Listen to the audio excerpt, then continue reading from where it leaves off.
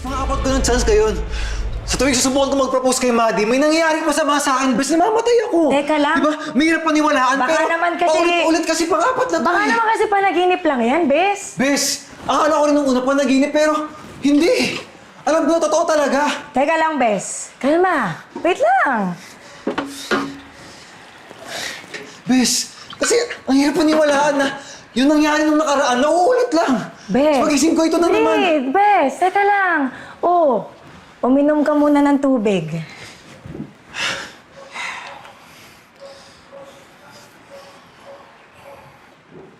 Okay. Ganito, Bes. Panaginip man yan o hindi, hindi kaya masamang pangitain na yan na huwag ka na mag-propose kay Maddie? Masamang senyales na yan. O baka di talaga kayo meant to be. Bakit ka ba ganyan magsalita pagdating kay Maddie? Parang laging ayaw na ayaw mo sa kanya para sa akin. Bes, hindi naman sa ganun. Kala mo di ko napapansin? Lagi mo akong di-discourage. Anong dinidiscourage, ha? Eh, sino bang katulong mo sa pagpaplano ng proposal na yan? Sino ba yung palaging kasama ninyo sa mga date nyo na third wheel? At saka, kapag may LQ kayo, kanino ka ba lumalapit? Di ba sa akin, Bes? Oo! Pero akala mo di ko napapansin? Sa tuwing nag-aaway kami, lagi mo sinasabi sa akin na hiwalayan ko na lang siya. Nung nililigawan ko pa lang siya, anong sabi mo? Leo, she's out of your league. Yung mga babaeng ganyan, bakit? Ganun ba kababa yung tingin mo sa akin? Na hindi ako bagay sa mga tulad niya, ano? Dahil sobrang ganda niya? Mayaman siya? Ako ganito lang. Ganun ba? Paintindi mo sa akin, Bes. Di ko maintindihan eh. Dahil mahal kita, Bes!